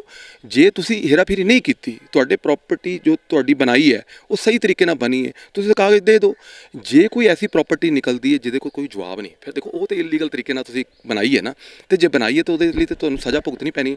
ਇਸ ਲਈ ਇਹ ਗੱਲਾਂ ਕਰਨੀਆਂ ਕਿ ਵਿੰਡਿਕਟਿਵ ਹੈ, ਮੇਰੇ ਉੱਤੇ ਰਾਜਨੀਤਿਕ ਛੜਯੰਤਰ ਹੈ, ਇਹ ਚੀਜ਼ਾਂ ਕੁਛ ਨਹੀਂ। ਇੱਥੇ ਇਕੱਲਾ ਵਿਜੀਲੈਂਸ ਹੀ ਇਹਨਾਂ ਦੇ ਮਗਰ ਨਹੀਂ ਪਈ, ED ਨੇ ਵੀ ਇਹਨਾਂ ਦੇ ਉੱਤੇ ਪਰਚਾ ਦਰਜ ਕਰ ਦਿੱਤਾ, ਜਿਹਦੇ ਵਿੱਚ ਇਹਨਾਂ ਨੇ ਜਿਹੜੀ ਇਲੀਗਲ ਤਰੀਕੇ ਨਾਲ ਜਿਹੜੀ ਪੈਸੇ ਗੈਰ ਕਾਨੂੰਨੀ ਤਰੀਕੇ ਨਾਲ ਜਿਹੜੇ ਕਮਾਏ ਨੇ, ਉਹ ਦੁਬਈ ਤੇ ਹੋਰ ਜਗ੍ਹਾ 'ਚ ਭੇਜ ਕੇ ਜਿਹੜੇ ਇਨਵੈਸਟ ਕੀਤੇ ਨੇ, ਜਿਹੜਾ ਹੇਮੰਤ ਸੂਦ ਐਂਡ ਲੋਕਾਂ ਨੇ ਬਾਹਰ ਇਨਵੈਸਟ ਕਰਵਾਏ ਨੇ, ਤੇ ਉਹ ਜਿਹੜੀ ਮਨੀ ਲਾਂਡਰਿੰਗ ਜਿਹਨੂੰ ਕਹਿੰਦੇ ਨੇ, ਉਸ ਕੇਸ ਦੇ ਵਿੱਚ ਉਹ ਪਰਚਾ ਹੋ ਗਿਆ। ਤੇ ਹੁਣ ਇਹ ਕਹਿਣਾ ਕਿ ਜੀ ਸੈਂਟਰ 'ਚ BJP ਹੈਗੀ ਹੈ ਤੇ ਮੈਂ ਅਮਿਤ ਸ਼ਾਹ ਜੀ ਨਾਲ ਸੈਟਿੰਗ ਕਰ ਲਈ ਹੈ, ਕੁਝ ਇਸ ਤਰ੍ਹਾਂ ਇਹਨਾਂ ਦੇ ਕਾਂਗਰਸ ਦੇ ਵਰਕਰ ਪਤਾ ਹੀ ਕਹਿੰਦੇ ਨੇ, ਅਸੀਂ ਉੱਥੇ ਜਾ ਕੇ ਪੈਸੇ ਖਵਾਏ ਆ ਜੀ, ਆਸ਼ੂ ਜੀ ਪੈਸੇ ਉੱਥੇ ਖਵਾਏ ਨੇ ਤੇ ਸਾਡੇ ਉੱਤੇ ED ਮਗਰ ਨਹੀਂ ਪੈਂਦੀ। ਕਦੀ ਵੀ ਇਸ ਤਰ੍ਹਾਂ ਨਹੀਂ ਹੁੰਦਾ।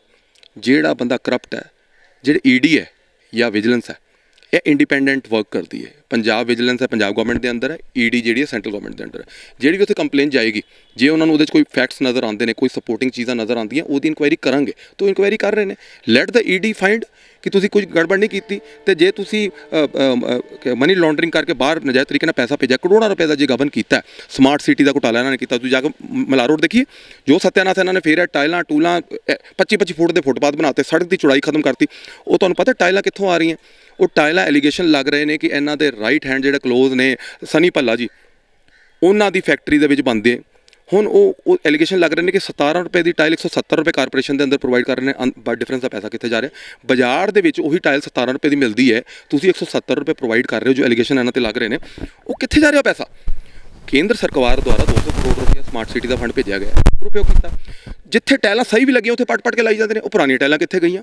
ਕੀ ਲੋੜ ਹੈ ਉੱਥੇ ਪੈਸੇ ਵੇਸਟ ਕਰ ਰਹੇ ਹੋ? ਜਿੱਥੇ ਕੰਮ ਕਰਨਾ ਉੱਥੇ ਨਹੀਂ ਕਰਨਾ, ਜਿੱਥੇ ਨਹੀਂ ਲੋੜ ਉੱਥੇ ਕਰਨਾ। ਉਹ ਘੰਟਾ ਘਰ ਦੇ ਵਿੱਚ ਜਿਹੜਾ ਉਹ ਲਾਇਆ, ਤੁਸੀਂ ਜਾ ਕੇ ਦੇਖੋ, ਉਹਦੇ ਕਰੋੜਾਂ ਰੁਪਏ ਦਿਖਾ ਰਹੇ ਨੇ, ਅਸੀਂ ਲਾਤਾ 5 ਕਰੋੜ ਕਿ 6 ਕਰੋੜ ਲਾ, ਕਿਹੜੇ ਉੱਥੇ ਪੈਸੇ ਲੱਗੇ ਨੇ? ਦਿਖਾਓ ਜਰਾ ਕਿੰਨੇ ਕੁ ਪੈਸੇ ਲੱਗੇ ਨੇ। ਫਿਰ ਸਰਾਭਾ ਨਗਰ ਮਾਰਕੀਟ ਦਾ ਜੋ ਸੱਤਿਆਨਾਸ਼ ਫੇਰਿਆ ਨਾ, ਤੁਸੀਂ ਦੇਖੋ ਤੇ ਪਾਰਕਿੰਗ ਰਿਡਿਊਸ ਹੋ ਗਈ। ਸਮਾਰਟ ਦਾ ਮਤਲਬ ਕੀ ਹੁੰਦਾ? ਸਮਾਰਟ ਦਾ ਮਤਲਬ ਹੁੰਦਾ ਕਿ ਉੱਥੇ ਆਪਟੀਮਮ ਪਾਰਕਿੰਗ ਕੈਪੈਸਿਟੀ ਕ੍ਰੀਏਟ ਕਰੋ। ਇਹ ਕਹਿੰਦੇ ਨੇ ਜੀ ਅਸੀਂ ਇਹ ਕਨਸੈਪਟ ਕ੍ਰੀਏਟ ਕੀਤਾ ਕਿ ਇੱਕ ਜਗ੍ਹਾ ਪਾਰਕਿੰਗ ਲਾ ਕੇ ਅਸੀਂ ਮੂਵਮੈਂਟ ਕਰਵਾਵਾਂਗੇ, ਭਾਵੇਂ ਮਲਾਰ ਰੋਡ ਦੇ ਉੱਤੇ ਸਮਾਰਟ ਮਲਾਰ ਰੋਡ ਬਣਾਵਾਂਗੇ, ਸਰਾਭਾ ਨਗਰ ਮਾਰਕੀਟ ਤੁਹਾਡੀ ਮਲਟੀ ਲੈਵਲ ਪਾਰਕਿੰਗ ਉੱਥੇ ਕਿੱਥੇ? ਬੇਸਮੈਂਟ ਪਾਰਕਿੰਗ ਦੀ ਪ੍ਰੋਵੀਜ਼ਨ ਸਮਾਰਟ ਸਿਟੀ ਦੇ ਅੰਦਰ ਸਰਾਭਾ ਨਗਰ ਅੰਦਰ ਰੱਖੀ ਸੀ, ਉਹ ਗੈਪ ਹੋ ਗਈ। ਲੈਜਰ ਵੈਲੀਆਂ ਬਣਾਈਆਂ ਕਹਿੰਦੇ ਜੀ, ਉੱਥੇ ਕਹਿੰਦੇ ਜੀ ਅਸੀਂ ਟਰੈਕ ਟਰੂਕ ਬਣਾਏ, ਉੱਥੇ ਬੂਟੇ ਦਿਖਾਈ ਜਾਂਦਾ ਨੇ, ਕੋਈ 1500 ਦਾ ਬੂਟਾ, ਮੈਨੂੰ ਦਿਖਾ ਦਿਓ ਕਿਹੜਾ 1500 ਦਾ ਬੂਟਾ ਉੱਥੇ ਲਾਇਆ। ਕਹਿਣ ਦਾ ਮਤਲਬ ਹੈ ਹਰ ਕੰਮ ਦੇ ਵਿੱਚ ਘੁਟਾਲੇ ਨੂੰ ਅੰਜਾਮ ਦਿੱਤਾ, ਇਹਨਾਂ ਦੇ ਉੱਤੇ ਐਲੀਗੇਸ਼ਨ ਲੱਗੇ ਨੇ। 1 ਸਾਲ ਪਹਿਲਾਂ ਮੈਂ ਵੀ ਪੰਜਾਬ ਵਿਜੀਲੈਂਸ ਨੂੰ ਤੇ ED ਨੂੰ ਇਹਨਾਂ ਦੀ ਪੂਰੀ ਕੰਪਲੇਨਾਂ ਜੋ ਗੜਬੜਾ ਇਹਨਾਂ ਨੇ ਸਮਾਰਟ ਸਿਟੀ ਦੇ ਫੰਡ ਦੇ ਵਿੱਚ, ਜਾਂ ਪੁਲ ਜਿਹੜਾ ਬਣ ਰਿਹਾ ਪਖਵਲ ਰੋਡ ਉਹਦੇ ਵਿੱਚ, ਲੈਜਰ ਵੈਲੀਜ਼ ਦੇ ਵਿੱਚ, ਮਲਾਰ ਰੋਡ ਦੇ ਉੱਤੇ ਸਰਾਭਾ ਨਗਰ ਮਾਰਕੀਟ, ਇਹਦੀ ਕੰਪਲੇਨਾਂ ਭੇਜੀਆਂ।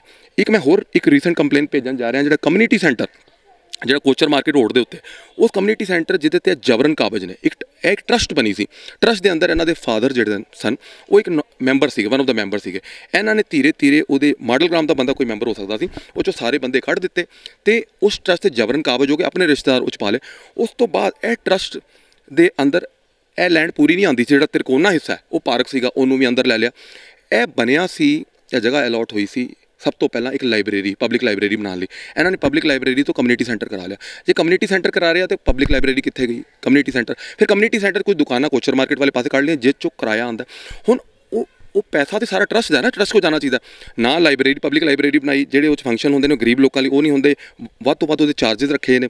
ਫਿਰ ਉਹ ਦੁਕਾਨਾਂ ਦਾ ਕਿਰਾਇਆ ਉਹ ਚੱਕ ਕੇ ਸਾਬਕਾ ਮੰਤਰੀ ਭਾਰਤ ਭੂਸ਼ਣ ਆਸ਼ੂ ਜੀ ਆਪ ਲੈ ਰਹੇ ਨੇ, ਆਪਣੇ ਹੀ ਬੰਦੇ ਅੰਦਰ ਪਾ ਲਏ ਨੇ। ਉਹਦੇ ਰਾਹੀਂ ਇਹ ਮਨੀ ਲਾਂਡਰਿੰਗ ਕਰ ਰਹੇ ਨੇ। ਇਹ ਸਾਰਾ ਜਿਹੜਾ ਕਾਲਾ ਧਨ ਇਹਨਾਂ ਦਾ ਉਹਨੂੰ ਵਾਈਟ ਕਰਨ ਦਾ ਉਹ ਕਰ ਰਹੇ ਨੇ, ਠੀਕ ਹੈ। ਤੇ ਇਹਦੇ 'ਚ ਮੈਂ ਕੰਸਰਨ 'ਚ ਮੈਂ ਵਿਜੀਲੈਂਸ ਨੂੰ ਵੀ, ਈਡੀ ਨੂੰ ਵੀ ਲਿਖਣ ਦੀ ਤਿਆਰੀ ਕੀਤੀ ਹੈ। ਪੂਰੇ ਮੇਰੇ ਕੋਲ ਸਬੂਤ ਨੇ ਔਰ ਮੈਨੂੰ ਪੂਰੀ ਉਮੀਦ ਹੈ ਕਿ ਪੰਜਾਬ ਵਿਜੀਲੈਂਸ, ਪੰਜਾਬ ਦੇ ਮਾਨਯੋਗ ਮੁੱਖ ਮੰਤਰੀ ਸਰਦਾਰ ਭਗਵੰਤ ਸਿੰਘ ਮਾਨ ਜੀ ਅਤੇ ਸੈਂਟਰ 'ਚ ਹੋਮ ਮਿਨਿਸਟਰ ਅਮਿਤ ਸ਼ਾਹ ਜੀ ਨੂੰ ਵੀ ਭੇਜੀਏ, ਈਡੀ ਨੂੰ ਵੀ ਭੇਜੀਏ, ਇਹਦੇ 'ਚ ਕਾਰਵਾਈ ਹੋਊਗੀ। ਔਰ ਇਹ ਜਿਹੜਾ ਕਮਿਊਨਿਟੀ ਸੈਂਟਰ ਜਿਹੜਾ ਮਾਡਲ ਗ੍ਰਾਮ ਦੇ ਵਿੱਚ ਇਹਨਾਂ ਦੇ ਘਰ ਦੇ ਕੋਲ, ਪੰਜਾਬ ਮਾਡਲ ਗ੍ਰਾਮ ਦੇ ਘਰ ਦੇ ਕੋਲ ਜਿਹੜੇ ਉੱਤੇ ਇਹਨਾਂ ਦਾ ਗੈਰ ਕਾਨੂੰਨੀ ਕਬਜ਼ਾ, ਸਾਬਕਾ ਕਾਂਗਰਸੀ ਮੰਤਰੀ ਭਾਰਤ ਭੂਸ਼ਣ ਆਸ਼ੂ ਜੀ ਤੇ ਇਹਨਾਂ ਦੀ ਧਰਮ ਪਤਨੀ ਸ਼੍ਰੀਮਤੀ ਮਮਤਾ ਆਸ਼ੂ ਜੀ ਜਿਹੜੇ ਕਾਉਂਸਲਰ ਨੇ, ਉਹ ਖਾਲੀ ਕਰਾਇਆ ਜਾਏਗਾ ਔਰ ਉਹ ਉਸ ਟਰਸਟ ਨੂੰ ਹੈਂਡਓਵਰ ਕੀਤਾ ਜਾਏਗਾ। ਕਿਉਂਕਿ ਇਹਨਾਂ ਨੇ ਅੱਜ ਤੱਕ ਨਾ ਤੇ ਕੋਈ ਇਲੈਕਸ਼ਨ ਕਰਾਇਆ, ਨਾ ਕੋਈ ਹਿਸਾਬ ਦਿੱਤਾ ਜਨਤਾ ਨੂੰ। ਔਰ ਉਹ ਮਾਡਲ ਗ੍ਰਾਮ ਦੇ ਲੋਕ ਜਿਹੜੇ ਸ਼ੁਰੂਆਤ ਫਾਊਂਡਰ ਮੈਂਬਰ ਸੀ ਉਹਨਾਂ ਨੂੰ ਕੱਢਤਾ ਆਪਣੇ ਰਿਸ਼ਤੇਦਾਰ ਕੋਲ। ਇਹਦਾ ਮਤਲਬ ਕਿ ਉਹ ਵੱਡੇ ਲੈਵਲ ਦਾ ਗਵਰਨ ਇਹਦੇ ਅੰਦਰ ਹੋ ਰਿਹਾ। ਇਹਦੀ ਇਨਕੁਆਇਰੀ ਹੋਣੀ ਚਾਹੀਦੀ ਔਰ ਪਾਰਕ ਨੂੰ ਵੀ ਛੁਡਾਇਆ ਜਾਣਾ ਚਾਹੀਦਾ। ਹੋਰ ਵੀ ਜਿਹੜੇ ਘੁਟਾਲੇ ਨੇ, ਦੇਖੋ ਜਿੰਨੇ ਵੀ, ਮੈਂ ਕਹਿੰਦਾ ਕਿਸੇ ਪਾਰਟੀ ਦਾ ਹੋਵੇ, ਜਿੰਨੇ ਵੀ ਠੱਗੀ ਚੋਰੀ ਕੀਤੀ ਹੈ ਉਹਨੂੰ ਅੰਦਰ ਕੀਤਾ ਜਾਣਾ ਚਾਹੀਦਾ, ਪੰਜਾਬ ਵਿਜੀਲੈਂਸ ਦੁਆਰਾ ਵੀ ਔਰ ਈਡੀ ਦੁਆਰਾ ਵੀ। ਸਰ ਇੱਕ ਆਖਰੀ ਸਵਾਲ ਮੈਂ ਤੁਹਾਡੇ ਨਾਲ ਕਰਨਾ ਚਾਹਾਂਗਾ ਕਿ ਜਿਸ ਤਰ੍ਹਾਂ ਹੁਣ ਅੱਜ ਤੁਸੀਂ ਦੱਸ ਰਹੇ ਹੋ ਕਿ ਭਾਰਤ ਭੂਸ਼ਣ ਆਸ਼ੂ ਦੇ ਇੱਕ ਵੱਡੇ ਖੁਲਾਸੇ ਵੀ ਕਰ ਰਹੇ ਹੋ ਕਿ ਬੜੇ ਸਾਰੇ ਜਿਹੜੇ ਇਹਨਾਂ ਨੂੰ ਘੁਟਾਲੇ ਕੀਤੇ ਗਏ ਨੇ। ਇੱਕ ਭਾਰਤ ਭੂਸ਼ਣ ਆਸ਼ੂ ਪਿੱਛੇ ਕੁਝ ਟਾਈਮ ਪਹਿਲਾਂ ਜਦੋਂ ਚੋਣਾਂ ਹੋਈਆਂ ਨੇ ਤਾਂ ਉਸ ਦੌਰਾਨ ਚਰਚਾ ਦੇ ਵਿੱਚ ਸੀ ਕਿ ਜਿਹੜੇ ਭਾਰਤ ਭੂਸ਼ਣ ਆਸ਼ੂ ਨੇ ਉਹ ਭਾਜਪਾ ਜੁਆਇਨ ਕਰਨ ਜਾ ਰਹੇ ਨੇ, ਜਾਂ ਫਿਰ ਅੱਗੋਂ ਹੁਣ ਜਿਸ ਤਰ੍ਹਾਂ ਹੁਣ ਓਪੋਜੀਸ਼ਨ ਪਾਰਟੀ ਹੈ ਤੁਹਾਡੀ ਕਾਂਗਰਸ ਪਾਰਟੀ ਜਿਹੜੀ ਹੈ, ਆਉਣ ਵਾਲੇ ਟਾਈਮ 'ਚ ਅਗਰ ਜੇ ਭਾਰਤ ਭੂਸ਼ਣ ਆਸ਼ੂ ਜਿਸ ਤਰ੍ਹਾਂ ਭਾਜਪਾ ਦੇ ਵਿੱਚ ਜੁਆਇਨਿੰਗ ਕਰ ਲੈਂਦੇ ਨੇ ਤਾਂ ਕੀ ਤੁਹਾਡੀ ਜਿਹੜੀ ਹੈ ਭਾਜਪਾ ਪਾਰਟੀ ਹੈ ਉਹਦਾ ਵੈਲਕਮ ਕਰੇਗੀ, ਜਾਂ ਜਿਸ ਤਰ੍ਹਾਂ ਹੁਣ ਜਿਹੜੇ ਇੰਨੇ ਘੁਟਾਲਿਆਂ ਦਾ ਵਿਰੋਧ ਕਰੇਗੀ? ਸਰ ਦੇਖੋ, ਮੈਂ ਇੱਕ ਚੀਜ਼ ਕਹਿਣਾ ਚਾਹੂੰਗਾ, ਭਾਰਤੀ ਜਨਤਾ ਪਾਰਟੀ ਕੋਈ ਵਾਸ਼ਿੰਗ ਮਸ਼ੀਨ ਨਹੀਂ ਕਿ ਉਹਦੇ 'ਚ ਕਰਪਟ ਬੰਦਾ ਅਸੀਂ ਪਾਵਾਂਗੇ ਤੇ ਉਹ ਸਾਫ਼ ਹੋ ਜਾਊਗਾ, ਠੀਕ ਹੈ। ਦੂਸਰੀ ਗੱਲ, ਤੁਹਾਨੂੰ ਸ਼ਾਇਦ ਨਹੀਂ ਪਤਾ, 3 ਵਾਰੀ ਅਮਿਤ ਸ਼ਾਹ ਜੀ ਕੋ ਹੋ ਆਏ ਨੇ, ਕਹਿੰਦੇ ਨੇ ਮੈਨੂੰ ਭਾਰਤੀ ਜਨਤਾ ਪਾਰਟੀ ਜੁਆਇਨ ਕਰਾ ਦਿਓ। ਜਿਹੜੇ ਸਾਡੇ ਰਿਲਾਇਬਲ ਸੋਰਸਿਸ ਨੇ ਉਹਦੇ ਇਹਨਾਂ ਨੇ ਦੱਸਿਆ ਸੀ ਕਿ ਅਮਿਤ ਸ਼ਾਹ ਜੀ ਕੋ ਗਏ ਸੀ, ਇਹ ਕਹਿੰਦੇ ਜੀ ਮੈਨੂੰ ਹੁਣੇ ਐਮਐਲਏ ਇਲੈਕਸ਼ਨ 2022 ਦਾ ਕਾਂਗਰਸ ਟਿਕਟ ਤੋਂ ਲੜ ਲੈਣ ਦਿਓ, ਉਸ ਤੋਂ ਬਾਅਦ ਜਿਹੜਾ ਐਮਪੀ ਟਿਕਟ ਮੈਨੂੰ ਤੁਸੀਂ ਪ੍ਰੋਮਿਸ ਕਰ ਦਿਓ ਕਿ 2024 ਦੇ ਵਿੱਚ ਐਮਪੀ ਟਿਕਟ ਲੁਧਿਆਣਾ ਹੀ ਤੁਸੀਂ ਬੀਜੇਪੀ ਤੋਂ ਮੈਨੂੰ ਦਿਓਗੇ, ਮੈਂ ਬੀਜੇਪੀ ਦੇ ਝੰਡੇ ਥੱਲੇ ਲੜੂੰਗਾ, ਠੀਕ ਹੈ। ਲੇਕਿਨ ਉੱਥੇ ਨਾਲ ਕੰਡੀਸ਼ਨ ਲਾਉਂਦੇ ਸੀ ਕਿ ਇਹਨਾਂ ਦੀ ਜਿਹੜੀ ਧਰਮ ਪਤਨੀ ਹੈ ਸ਼੍ਰੀਮਤੀ ਮਮਤਾ ਆਸ਼ੂ, ਉਹਨਾਂ ਨੂੰ ਤੁਸੀਂ ਐਮਐਲਏ ਟਿਕਟ ਇੱਥੋਂ ਦਿਓਗੇ। ਦੇਖੋ, ਸਾਡੀ ਪਾਰਟੀ ਜਿਹੜੀ ਹੈ ਨਾ ਉਹ ਬੜੀ ਸਾਫ਼ ਸੁਥਰੀ ਛਵੀ ਵਾਲੀ ਪਾਰਟੀ ਹੈ। ਸਾਡੇ ਹੋਮ ਮਿਨਿਸਟਰ ਅਮਿਤ ਸ਼ਾਹ ਜੀ ਨੇ ਕਲੀਅਰ ਕੱਟ ਨਾ ਕਰਤੀ ਸੀ। ਉਹਨਾਂ ਨੇ ਇੱਕੋ ਗੱਲ ਕਹੀ ਸੀ, ਤੁਹਾਨੂੰ ਸ਼ਾਇਦ ਨਹੀਂ ਪਤਾ, 1992 ਦੇ ਵਿੱਚ ਨਾ ਇਹਨਾਂ ਦੇ ਉੱਤੇ ਗੁੜ ਮੰਡੀ ਵਿੱਚ ਬੰਬ ਬਲਾਸਟ ਕਰਨ ਦੀ ਐਲੀਗੇਸ਼ਨ ਹੈ, ਜਿਹਦਾ ਹਲਫੀਆ ਬਿਆਨ ਮੇਰੇ ਕੋਲ ਵੀ ਕਾਪੀ ਪਈ ਹੈ ਔਰ ਡੀਐਸਪੀ ਸੇਖੋਂ ਸਾਹਿਬ ਕੋਈ ਪਈ ਹੈ, ਹੋਰਾਂ ਕੋਈ ਪਈ ਹੈ। ਉਹਦੇ ਵਿੱਚ ਇਹਨਾਂ ਨੇ ਮੰਨਿਆ ਕਿ ਇਹਨਾਂ ਨੇ ਇੱਕ ਅੱਤਵਾਦੀ ਨੂੰ ਆਪਣੇ ਡੈਰੀਆਂ 'ਚ ਠਹਿਰਾਇਆ, ਉਸ ਤੋਂ ਬਾਅਦ ਅਸਲਾ ਸੱਜੇ ਖੱਬੇ ਪਹੁੰਚਾਇਆ, ਗੁੜ ਮੰਡੀ ਦੇ ਵਿੱਚ ਬੰਬ ਬਲਾਸਟ ਕਰਨ ਲਈ ਉਹਨਾਂ ਅੱਤਵਾਦੀਆਂ ਨੂੰ ਦੱਸਿਆ। ਜਦੋਂ ਅੱਤਵਾਦੀਆਂ ਨੇ ਪੁੱਛਿਆ ਕਿ ਕਿੱਥੇ ਬਲਾਸਟ ਕਰੀਏ ਸਭ ਤੋਂ ਜ਼ਿਆਦਾ ਨੁਕਸਾਨ ਆਏਗਾ, ਤਾਂ ਭਾਰਤ ਭੂਸ਼ਣ ਆਸ਼ੂ ਜੀ ਨੇ ਕਿਹਾ ਕਿ ਗੁੜ ਮੰਡੀ 'ਚ ਕਰੋ। ਇਹਦਾ ਮਤਲਬ ਅੱਤਵਾਦੀਆਂ ਨੂੰ ਘਰੇ ਆਪਣੇ ਡੇਰੀਆਂ ਠਹਿਰਾਣਾ, ਅਸਲਾ ਇੱਧਰ ਉੱਧਰ ਪਹੁੰਚਾਉਣਾ, ਆਰਡੀਐਕਸ ਇਹਨਾਂ ਦਾ ਉੱਥੇ ਫੜਿਆ ਜਾਣਾ, ਮੁੜ ਕੇ ਇਹ ਕਹਿਣਾ ਕਿ ਜਾ ਕੇ ਗੁੜ ਮੰਡੀ 'ਚ ਬੰਬ ਬਲਾਸਟ ਕਰ ਦਿਓ, ਸਭ ਤੋਂ ਨੁਕਸਾਨ ਹੋਏਗਾ, ਇੱਕ ਅੱਤਵਾਦੀ ਐਕਟੀਵਿਟੀ ਤੋਂ ਘੱਟ ਨਹੀਂ ਹੈ। ਤੇ ਭਾਰਤੀ ਜਨਤਾ ਪਾਰਟੀ ਕੋਈ ਵੀ ਐਸੇ ਐਂਟੀ ਨੈਸ਼ਨਲ ਅੱਤਵਾਦੀ ਨੂੰ ਆਪਣੀ ਪਾਰਟੀ ਜੁਆਇਨ ਨਹੀਂ ਕਰਾਉਂਦੀ। ਇਸ ਲਈ ਭਾਰਤ ਭੂਸ਼ਣ ਆਸ਼ੂ ਜੀ ਬੀਜੇਪੀ ਜੁਆਇਨ ਕਰ ਜਾਣਗੇ, ਇਹ ਇਹਨਾਂ ਦਾ ਇੱਕ ਸੁਪਨਾ ਤੇ ਸੁਪਨਾ ਹੀ ਰਹੇਗਾ। ਕੋਈ ਵੀ ਕਰਪਟ ਬੰਦਾ ਜਿਹੜਾ ਘੂਸਖੋਰੀ 'ਚ ਇਨਵੋਲਵਡ ਹੈ ਉਹ ਭਾਰਤੀ ਜਨਤਾ ਪਾਰਟੀ ਨਾ ਜੁਆਇਨ ਕਰ ਸਕਦਾ, ਨਾ ਉਹਦਾ ਹਿੱਸਾ ਬਣ ਸਕਦਾ। ਔਰ ਇਨ ਕੇਸ ਗਲਤੀ ਨਾਲ ਜੇ ਕੋਈ ਕਰਪਟ ਬੰਦਾ ਜੁਆਇਨ ਕਰ ਵੀ ਗਿਆ, ਉਹਨੂੰ ਸਾਡੀ ਪਾਰਟੀ ਕਦੀ ਵੀ ਅੱਗੇ ਨਹੀਂ ਆਉਣ ਦੇਗੀ, ਭਾਵੇਂ ਐਮਐਲਏ, ਭਾਵੇਂ ਕਾਉਂਸਲਰ ਦੀ ਪੋਸਟ, ਭਾਵੇਂ ਐਮਪੀ ਜਾਂ ਕੋਈ ਹੋਰ ਟਿਕਟ। ਸੋ ਇਸ ਸਾਡੇ ਨਾਲ ਗੱਲਬਾਤ ਕਰ ਰਹੇ ਜਿਹੜੇ ਵਿਨੀਤਪਾਲ ਸਿੰਘ ਮੋਂਗਾ, ਜਿਹੜੇ ਕਿ ਪੰਜਾਬ ਭਾਜਪਾ ਦੇ ਜਿਹੜੇ ਹੁਣ ਕਿਸਾਨ ਮੋਰਚਾ ਦੇ ਮੇਨ ਬੁਲਾਰੇ ਨੇ, ਤਾਂ ਜਿਨ੍ਹਾਂ ਦੇ ਵੱਲੋਂ ਅੱਜ ਭਾਰਤ ਭੂਸ਼ਣ ਆਸ਼ੂ ਨੂੰ ਲੈ ਕੇ ਜਿਹੜੇ ਕਈ ਵੱਡੇ ਜਿਹੜੇ ਖੁਲਾਸੇ ਵੀ ਕੀਤੇ ਗਏ ਨੇ। ਤਾਂ ਇਹਨਾਂ ਦਾ ਕਹਿਣਾ ਕਿ ਜਿਹੜੀ ਸਾਡੀ ਭਾਰਤੀ ਜਨਤਾ ਪਾਰਟੀ ਹੈ ਇੱਕ ਸਾਫ਼ ਛਵੀ ਵਾਲੀ ਤੇ ਇਮਾਨਦਾਰ ਵਾਲੀ ਜਿਹੜੀ ਪਾਰਟੀ ਹੈ, ਤਾਂ ਇਸ ਦੇ ਵਿੱਚ ਕਿਸੇ ਵੀ ਕਰਪਟ ਚਾਹੇ ਉਹ ਕੋਈ ਵੀ ਜਿਹੜਾ ਨੇਤਾ ਉਸ ਨੂੰ ਕੋਈ ਵੀ ਜਗ੍ਹਾ ਨਹੀਂ ਦਿੱਤੀ ਜਾਏਗੀ। ਹੋਰ ਵਧੇਰੇ ਅਪਡੇਟ ਲਈ ਜੁੜੇ ਰਹੋ ਸਾਡੇ ਚੈਨਲ ਸਿਟੀ ਹੋਮ ਨਿਊਜ਼ ਦੇ ਨਾਲ। ਕੈਮਰਾ ਪਰਸਨ ਬਲਵਿੰਦਰ ਦੇ ਨਾਲ ਮੈਂ ਕਪਿਲ ਕਤਿਆਲ।